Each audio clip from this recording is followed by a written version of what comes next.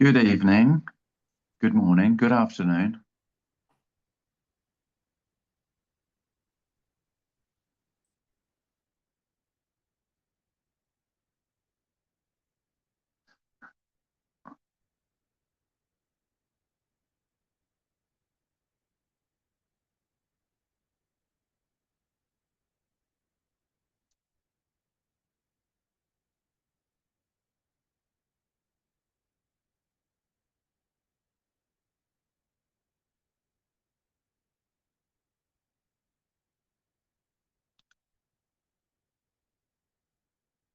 I've said it a lot of times, but I feel that I should now always begin one of these diatribes by emphasizing that I haven't got a fucking clue what I'm talking about.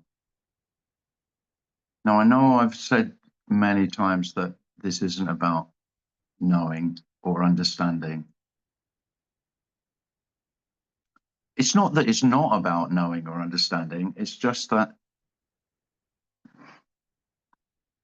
they don't mean anything anymore. I thought that knowledge and understanding were precious. And of course, relatively they are, but absolutely they're not at all. And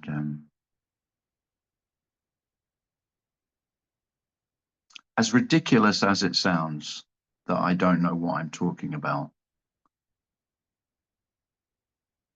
I don't know what I'm talking about.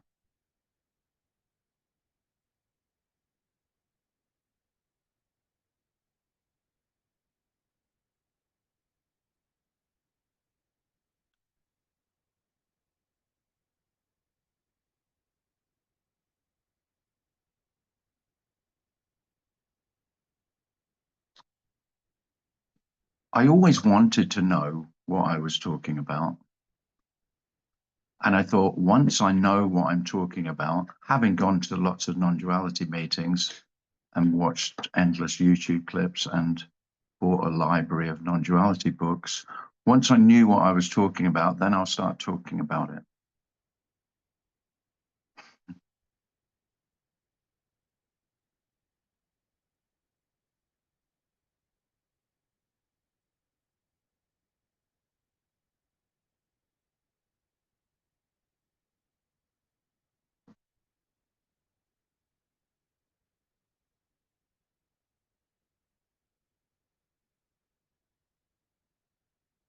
So I didn't achieve that.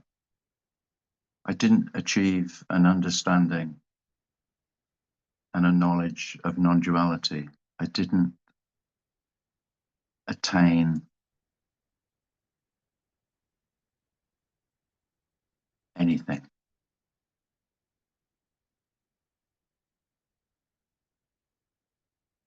This can't be attained.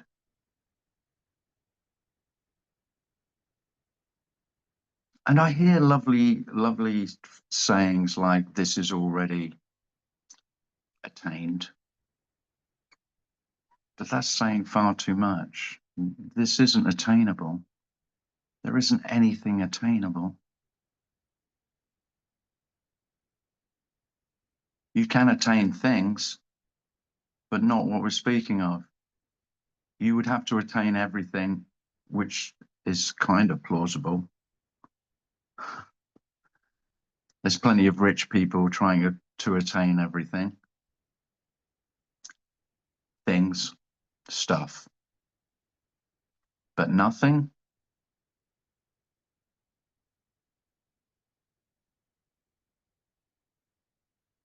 So when I say there's nothing to attain, I mean that.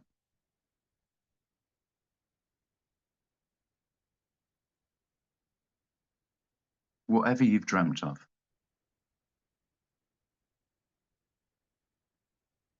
Wherever you think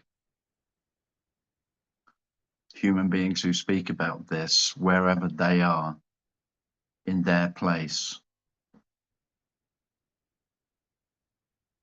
it's totally, totally hopeless. There's no escape. There's no becoming. There's no inside or outside of this. There's no possibility.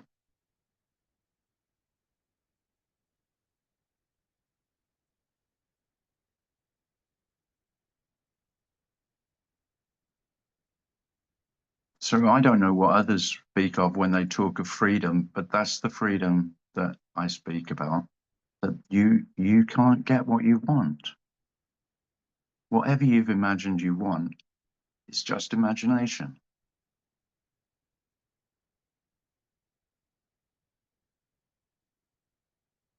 This isn't what you want. This is what there is. Just what is. You won't find it.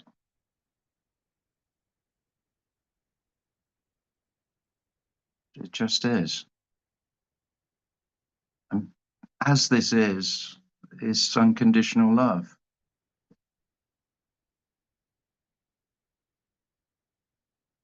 Not how you want it to be.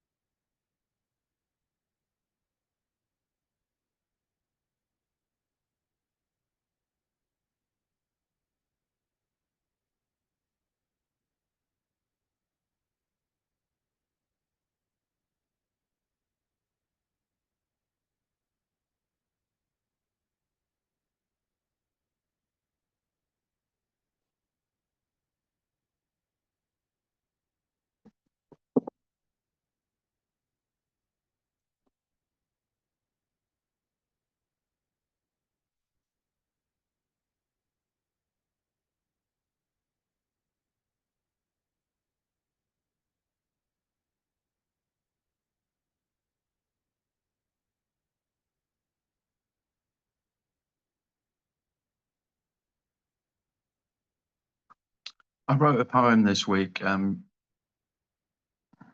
just being a clever clogs, really, using all the words that are typically used to describe non-duality. You know, like a key words. And then at the end, I just thought, what a load of shit. Genuinely, I did. And I cried. I wrote this. I wrote why this is wholeness, why this is complete, why this is unconditional love, why this is peace, why this is joy, why this is sorrow.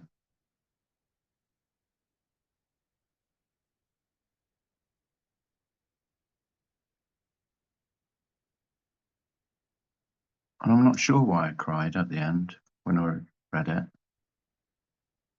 I think it was because it was just all of that was just what it is naturally to be human. And we're making something out of nothing. The whole of non-duality is making something out of nothing.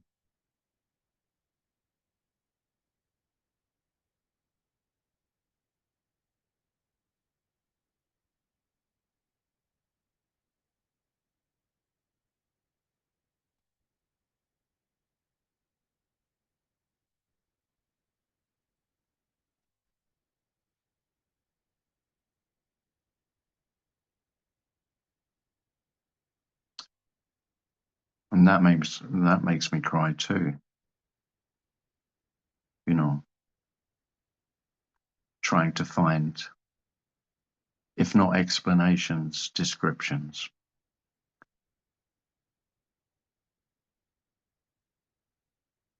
Just stories.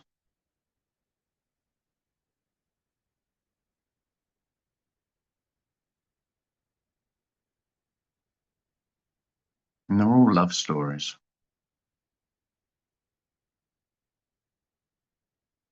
Even the tragic ones. Maybe the tragic ones even more so.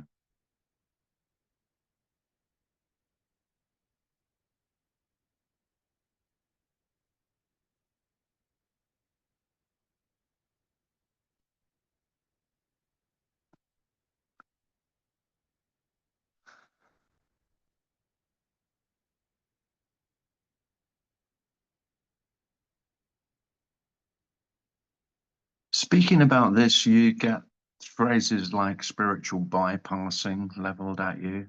You will have had that leveled at you for sure. And I don't doubt that you can use anything for spiritual bypassing. I don't like the term at all, but you know, anything used dogmatically.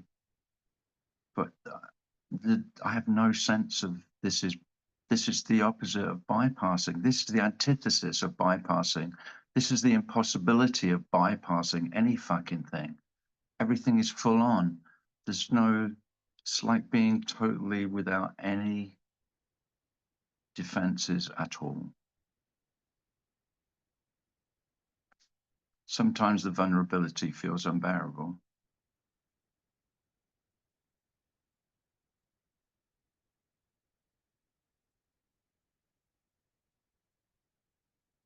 It's like I used to wear a suit of armor, and now I haven't even got any skin.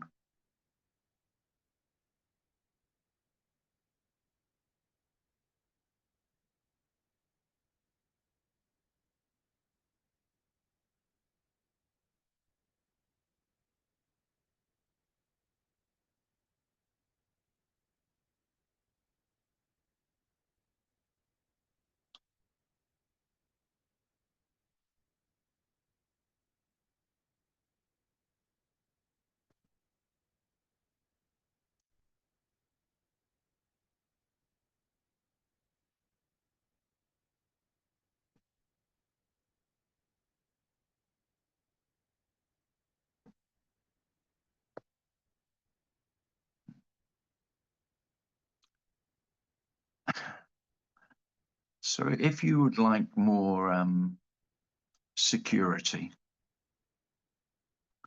if you'd like to feel a little safer, you best fuck off elsewhere.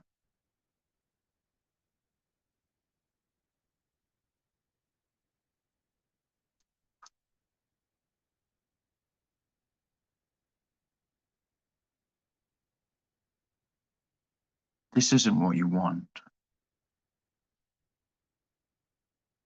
No, you don't want life to be completely unknowable, wild and freely being exactly as it is.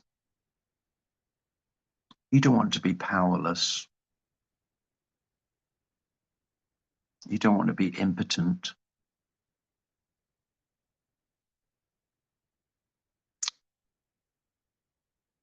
It's nothing much worse than that.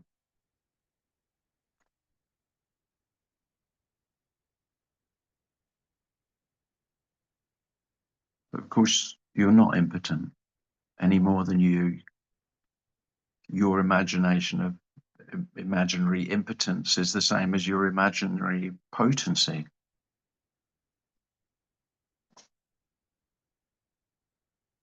You're nothing at all and absolutely everything. You're not that, but you're not separate from that.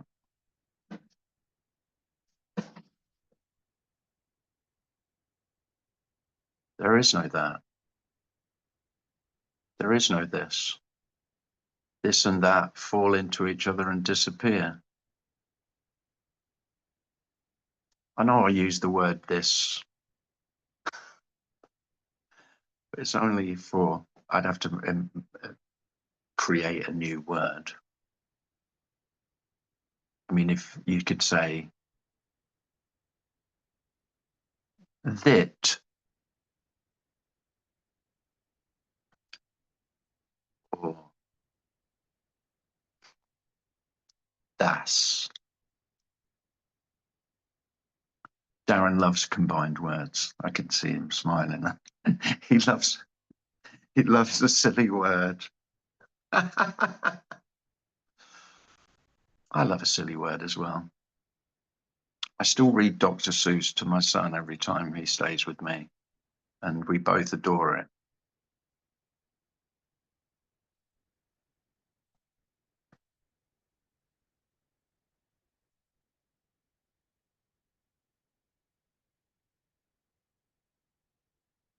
So I wrote this long Facebook post, and it had this. I said the word this about 15 times.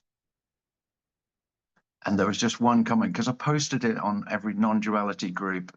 I thought I'll be ballsy and I'll go for the non-duality groups who hate the sort of shit that I come out with. So I thought, I'm going to post this on those anyway. And the comment came back,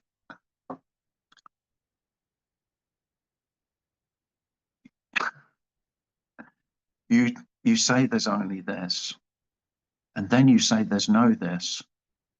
So does that mean that there's only that, but there's no that too? And I went, yeah, I'm afraid so.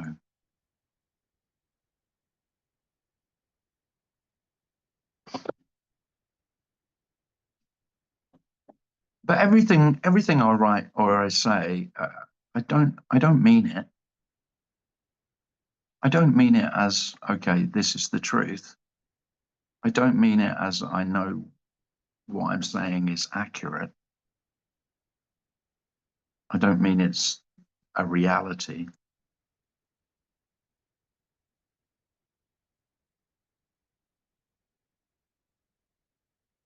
It could just simply happen that you don't know reality from unreality, because really they aren't two. There's no knowing the difference.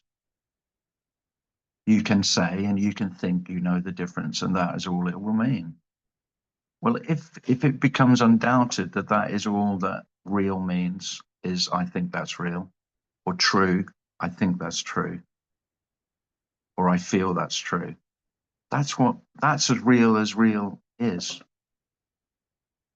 And then realness has a lightness and a so whatness that's wonderful. So fucking what? You think that's real and that's bullshit. Uh, so what? So what? Your favorite speaker said something and you didn't agree with it. Oh, either they're wrong or I'm wrong. No, it's all empty, all of it. Wonderfully empty. And by empty, I mean empty of meaning and significance and relevance.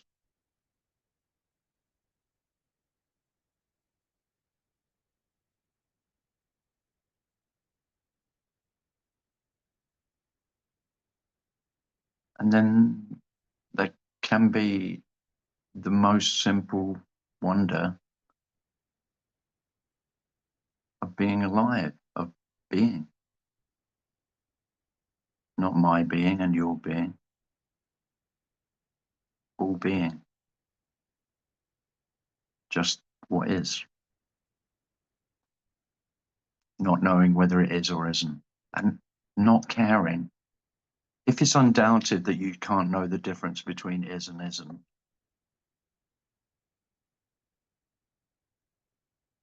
that is the end of the search. You won't find what's true. all you can find is what you can say resonate with, what feels good. What feels good is it all comes down in the end to just what is there really? There's preferences. No different to a dog liking one dog food over another. And then it's hard to make a big deal out of anything really.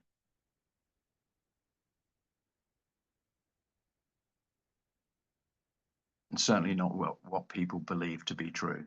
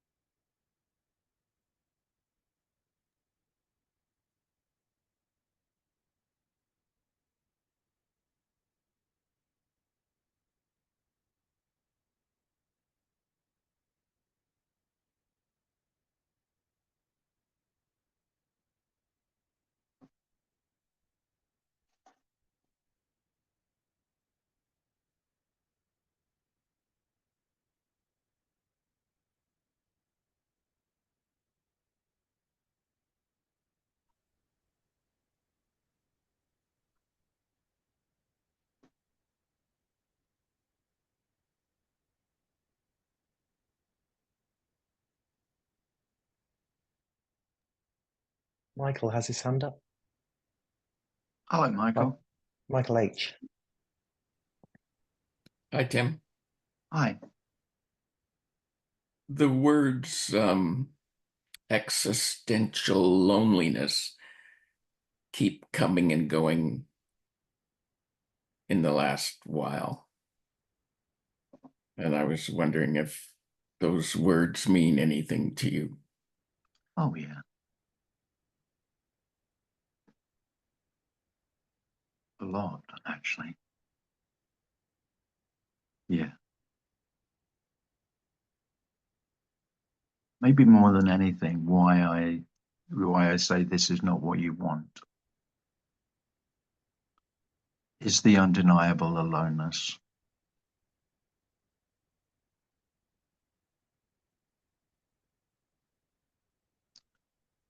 One of the reasons I can use the words whole and complete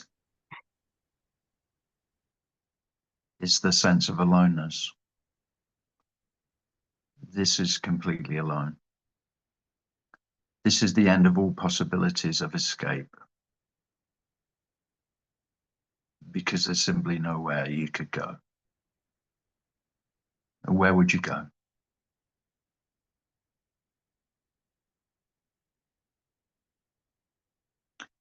That can hit harder. I don't think I spoke, for for weeks when that hit like a sledgehammer.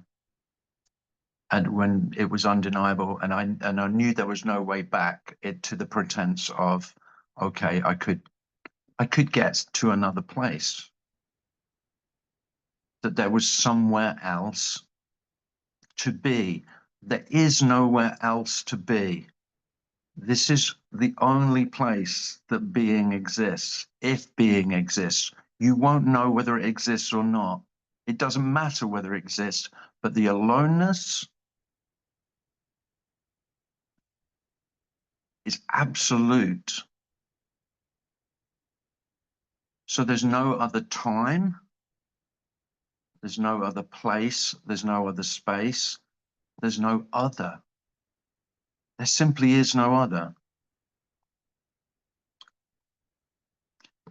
And so wholeness and completeness, I used willy-nilly, it seems, in non-dual. I hear those words used, and of course in a positive way, is like in a carrot dangling kind of way, that I've always wanted to feel. I felt incomplete and I wanted completion. This is not the completion that you were looking for. You thought that something needed to be added in order to feel complete. There were missing pieces of the puzzle. My analogy that there was a hole right through the middle of me. That's how life often felt, that there was a space where myself should be. Well, turns out there was just the space where myself should be. And there is nothing to fill that space. There is only space. There's no pieces in space to piece together. And so there is no possibility of incompletion, which you could say is a relief. But then what are you going to do if, I mean, all you've done is try to complete yourself? It will leave you utterly bereft of any fucking thing to do. You've been trying to make yourself whole, and there isn't a self to make whole.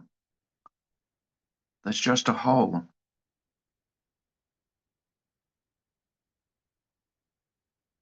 And that's the wholeness, that when I speak of wholeness, that's what I mean.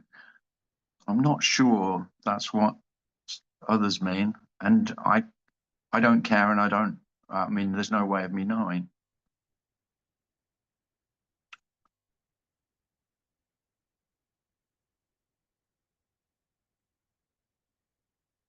But most of my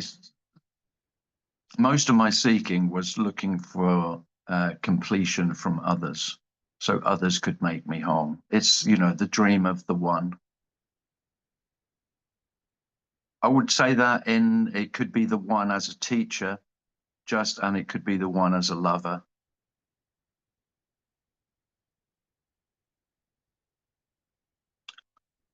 And the death of that was devastating, seemingly at the time, that wasn't possible.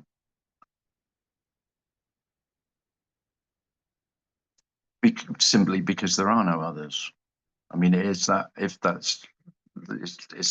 direct. I don't know anyone else. How on earth could they complete me? How on earth would they see me? I was desperate for others to see me. Sometimes it was unbearably desperate. And when others couldn't see me, and I would have discussions with family and beloveds, and it was very obvious that they hadn't got the first clue who I was, how it was to be me. And it was excruciating. And it is wonderful for it not to be excruciating, because I don't have any expectations that anyone could possibly see me. I can't see my fucking self. How on earth is anyone else going to see me? The delusion that others could see you and could know you is only possible if you are in the delusion that you know yourself and you can see yourself.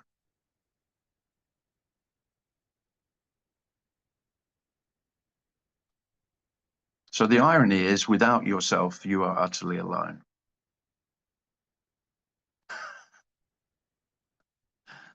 It's kind of funny.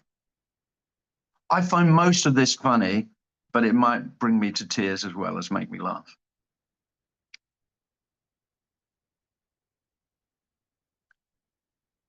But existential aloneness, absolutely yes. I mean, I think a lot of human beings who have the undoubted sense of the aloneness, they make the aloneness into something so that then they're not alone. So they will make the aloneness God or consciousness or pure being, pure awareness. And then, of course, it doesn't sound quite as alone, does it? It's not as alone as nothing, is it? Nothing alone. It makes sense, perfect sense, why most people would do that. Why most who, if you had a sense of the absolute aloneness of life, then I'd be the last person. I might mock it as I'm doing now, but it makes absolute sense, and I'm not really mocking it because I don't know. It's just God wasn't available. It's not that I didn't ask him. Can you be the aloneness? Consciousness? I had no idea about it. I couldn't even go near. Don't know what he was doing when I was asking. It's like calling out so that you're not alone, so that you've got at least something else to make the aloneness bearable. And there's just a deafening silence. That's the reply.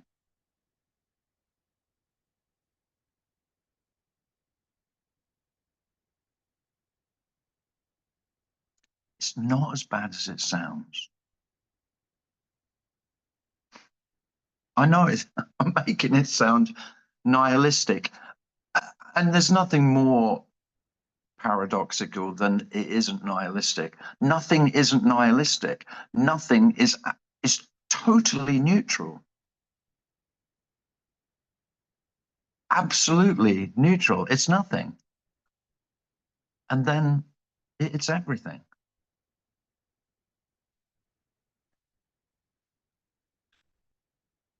Because I say about God and consciousness and everything else that when people talk about wholeness and the singularity of life, I understand why that's preferable. That will always be preferable to self.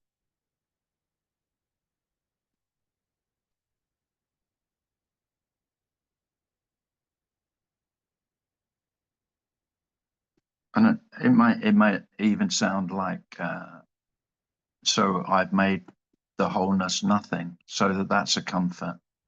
Well, there's no comfort in nothing. It's not a fucking comfort.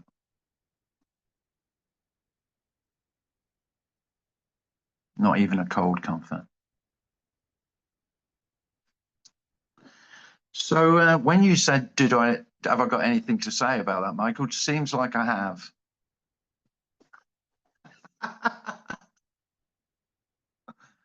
Yeah.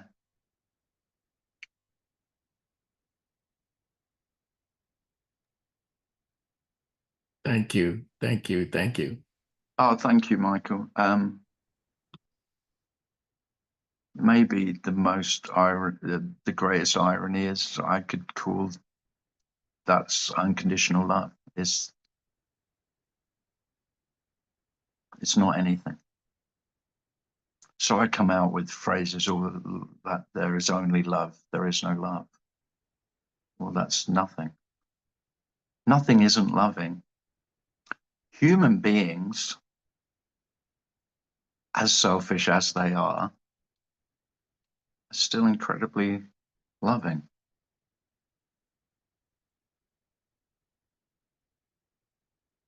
In spite of, despite the incredible selfishness of self.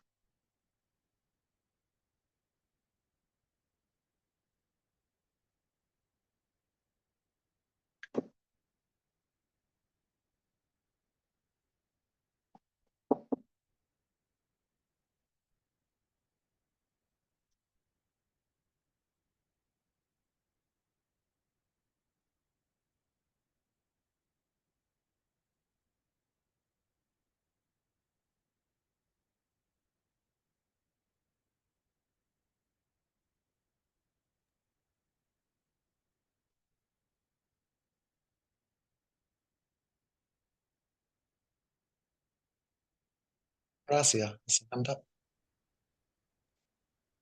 Hi, Razia. Hi, Joe. It was so sad. It made me want to cry.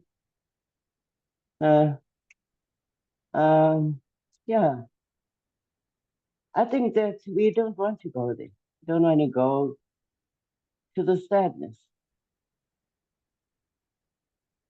Like, I mean, like if you look at a thing like someone is chopping down a tree and then you say, oh, they're going to make a house for themselves. They're going to use it to make a fire, to warm themselves. And then someone says the birds will lose their home. And there's this overwhelming sadness, there's so much there on a tree, that's going to lose something. And there's so much that is going to gain something out of the whole thing, So we are there in this balance, looking at the loss on one side and the gain on the other side. And we're never ever sure which is the way to go, And often that's our humanness that wants to gain from it, We look out at a field or at a forest and we see the potential for money or gain. And it is at the cost of something else. But yeah, that's life. It's that we want to disregard the hurt and the harm that comes with what we do. And well, that's just being human, I suppose. Yeah. There really is no loss and gain. I mean, yeah, but I mean that is there's how just it stories. feels. Yeah. There's just stories of loss and gain. Yeah, apparent stories that are happening out there, but it doesn't mean that you don't feel it. Oh no. We're not immune to that. We're not immune to that, and we don't want it to be brought to our attention. Like if someone tells me the bird is gonna lose its home, I'm saying, no, what the hell are you telling me? The bird is gonna lose its home when I need the wood, I need the wood. So I don't know. Maybe I got you wrong, but yeah, we don't want to face up to this, that life is not all it's cut out to be. And I mean, it's beautiful. You're looking at the life that's, amazing. It's like awesome the way everything just looking at an ant carrying a huge bundle on its back. That's awesome. You're looking at a bird in flight. I mean, imagine that. How could that be? Like, what kind of an intelligence does that bird have? To go to places, know when it's going to be winter. No, it's amazing. And that they fly in this amazing formation. And yet, with that, there is this, we're looking at a world that is obviously falling apart. And I mean, there's pollution, there's a whole lot of things happening, and we're looking out at this. And we know, like, for the people are telling you, oh, it's all an illusion. But I mean, everything is nothing and nothing is everything, you know? And so where does the illusion end and where does the reality begin? And what is reality anyway? So yeah, there's all these big questions. But at the end of the day, who's asking the questions? And there's no answers. There's never going to be any answers, you know? So you rest in this unknown that you never know when you know. And somehow that's the peace, I think, that people talk about. You finally get to that. This peace that passeth understanding. Yeah. That you're never going to have answers to life's questions. And somehow those, you don't need them anymore. And but you still feel sad when someone else is feeling sad. and you know, like they're just you, expressions of you. And I mean, like right now, I wish I could like hug you because of how you make me feel. And I also feel bad if I say something to someone and I feel like I've hurt them, you know, in some way. Yeah, thanks. Thanks, Rosie.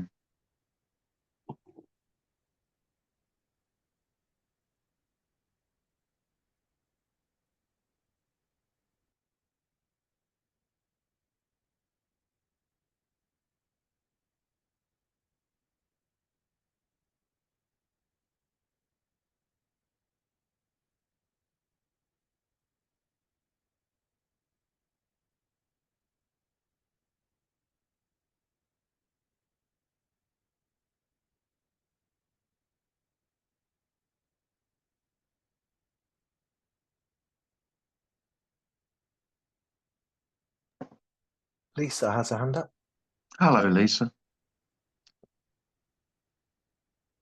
Oh, you're muted, Lisa.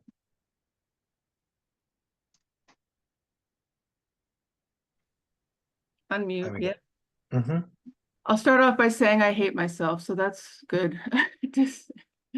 But you know, I'm Irish, so but Are you using Irish as an excuse to hate yourself? yeah, because the Irish they're basically that's what they learned how to do. I mean, Right. you know, I mean, I cried for my mom was an alcoholic, and I ended up going to these Al-Anon meetings, which is for people that grew up with alcoholics. But I just cried for like years about my mother. It was like, but anyway, you know, I've always been a deep thinker, and I remember thinking when I was younger that I wanted to be a man. Like I just had this feeling that being a man was a lot easier than being a woman. Yeah. And I'm not going to disagree with that. yeah, you know, and I was always wanting to be these things, and oh, I want to be an architect, and I want to be this and that, and it was always like, oh, like I was just fluffed off like a, you know, and so I guess, you know, I guess I was getting prepared for the disillusionment, but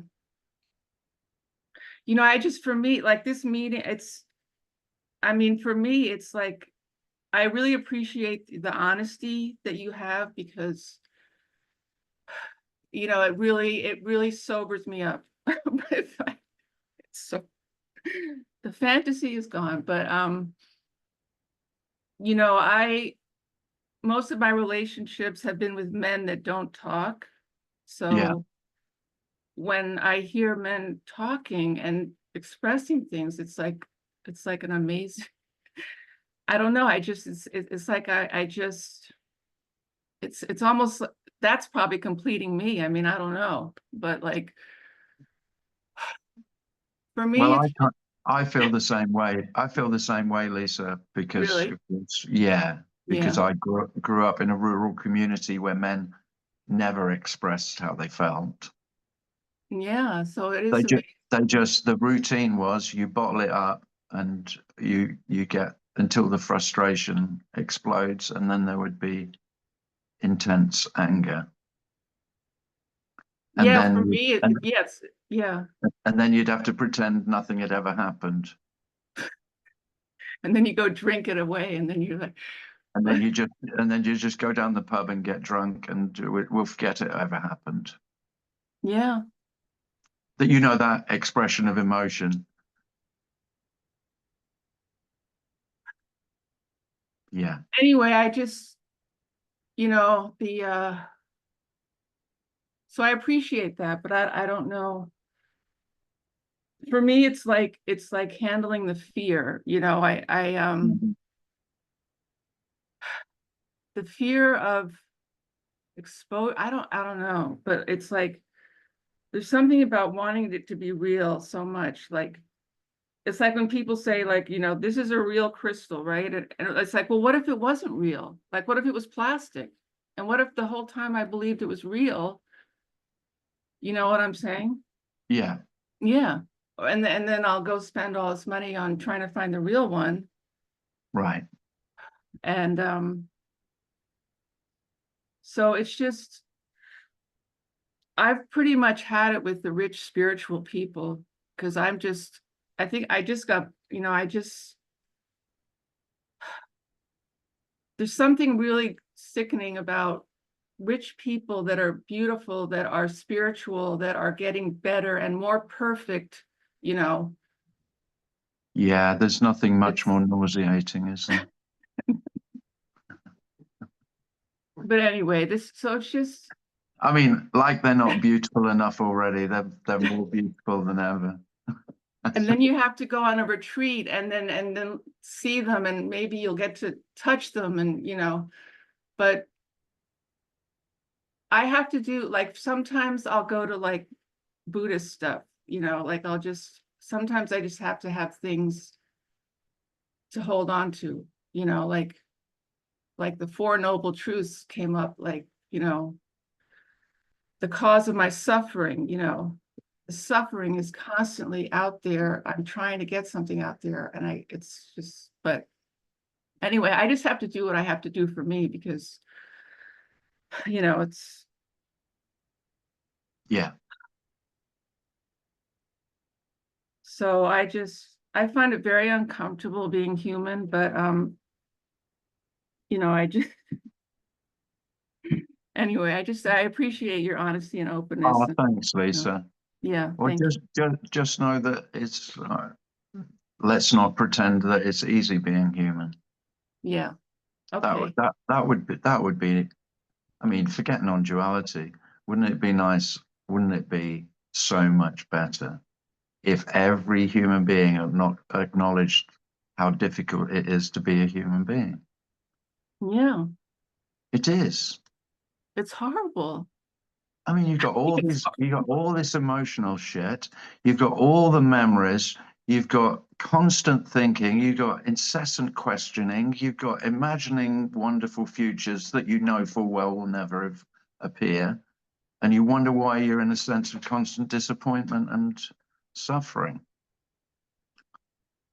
Whereas, this as it is, I mean, it isn't suffering,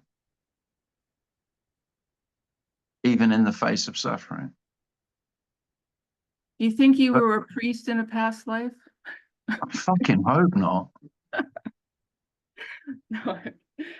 Well, maybe. Yeah, I could have been a drunk Catholic, Irish Catholic priest. Yo, Nearly every Irish priest I've met, you smell the whiskey on their breath.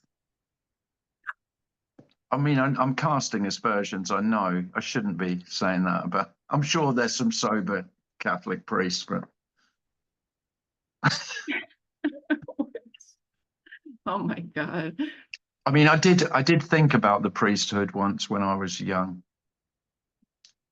but then I actually went to a priest, and it was Church of England, to be a vicar. I thought I'd be a good vicar. And then he said, do you take Lord Jesus Christ to be your savior? I went, no, not really. And so I wasn't suitable. Apparently that's a prerequisite. You have to, it's like you don't get past the first hurdle. That's funny. Thanks, I appreciate Lisa. you. Thank you. Thank you. Okay.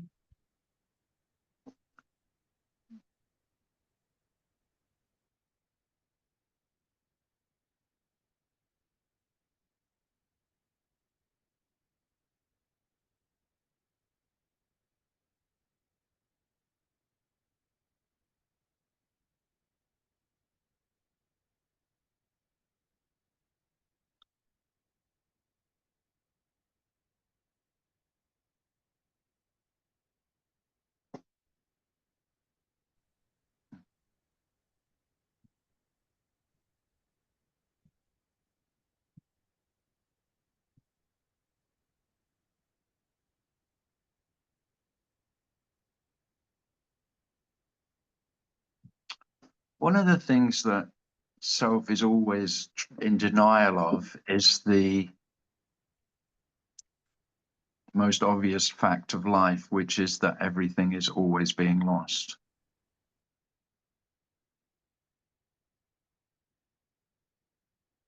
It's actually worse than that. It's not that everything is being lost. It doesn't actually exist.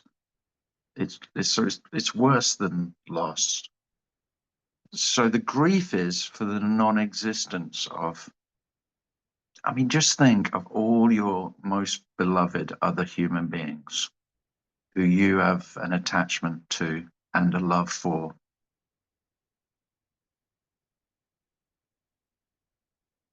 They exist as human beings, but they don't exist as selves, and you don't exist in relation to them. It's just not true. So that in itself can feel utterly devastating. And this is the impossibility of denying that what seems to appear is all there is, but it's disappeared as it appears. So you will never find this appearance. There is only what is, but you won't find what is. You can't have it. You just can't have it. It's not for you. It's not for sale. It's not to be had.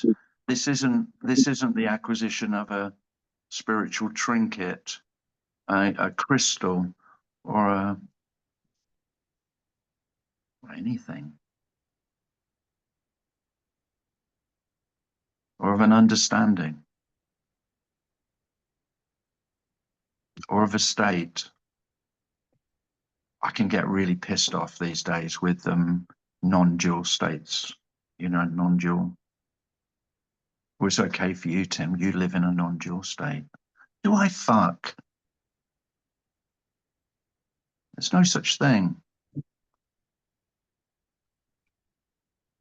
There's no dual state. There's no non-dual state. That just is as it is, and not even that.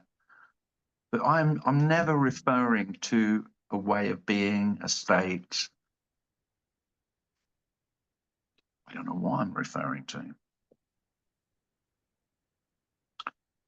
I'm just suggesting to you that you will be a lot better off if you can, if only, you can't do this, if only you could ditch the total delusion that you could attain whatever it is you fantasized. Enlightenment, awakening, liberation. There is no one to have any of that. There is none of that.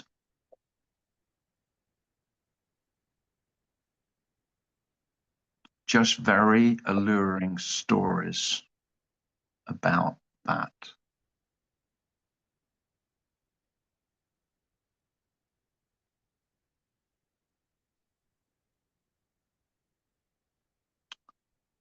There is no that.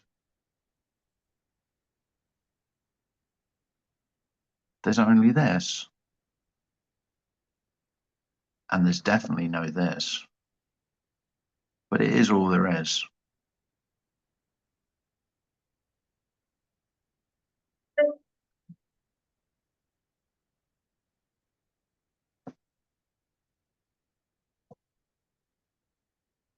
How are we doing for time? Has anybody else got a question? Ellen has a question. Ellen, nice to see You need to you. unmute. Yeah, I couldn't figure out how to turn the, the little hand on. So Yeah. just thought about you because of what's happening with Austin.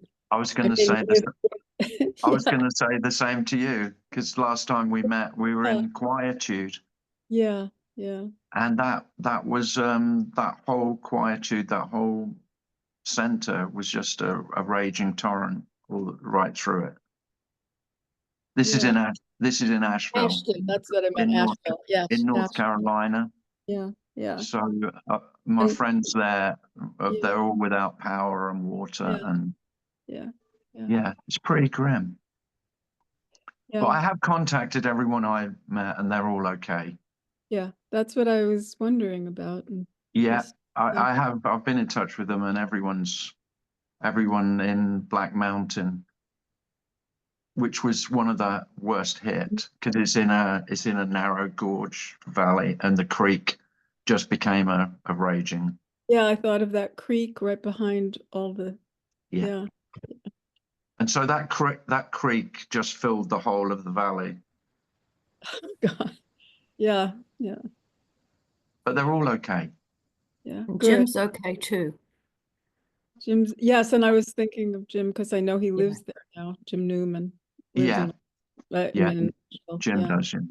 Yeah. Mhm. Yeah, as far as I know, everyone that I know is okay. I mean, there have been fatalities, but Yeah. It's just the living situation too. yeah, oh, it is pretty grim. I think they're still without electricity and water. Mm-hmm. And all Trey has done, he's been shoveling mud out of all the cabins. That's been his job for a week. Yeah. Well, if you go there again, I'll try to make it. Oh yeah, well I do. Yeah, There. yeah, I'm definitely planning on going again. Yeah, good. Thanks. Hi, Michael. Thanks, No. Ellen. Thank you, Tim. Thanks. Nice to see you. And you. Yeah. A couple of things before I finish. I know I said I'd finished the book, but we've had quite a few issues with KDP, Kindle Direct Publishing. They've changed all the uploading software that you need, so we've had it's still not ready. So hopefully, but there's so much. So they've changed the software needed to upload it, and then there was another issue. So a bit like my laptop, really.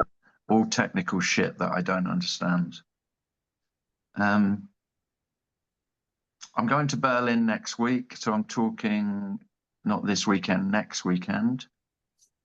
And then 2 weeks after that, I've got a meeting here at home.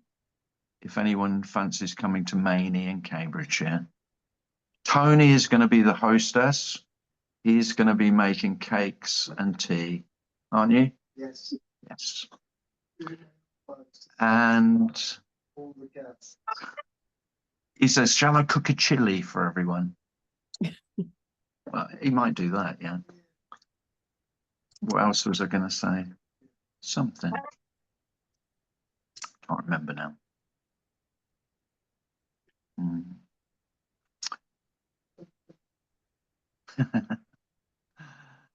Nothing else to say. Well, thanks for coming, everyone. Lovely to see you. Oh, I know what I was going to say. Yeah, because I'll be in Berlin. I'm going Wednesday, so there won't be a meeting next Thursday. I'm going to be a Berlin tourist next week. Should be fun. Lovely to see you all. Thanks, Darren. Thanks, everyone. Thanks, Tim.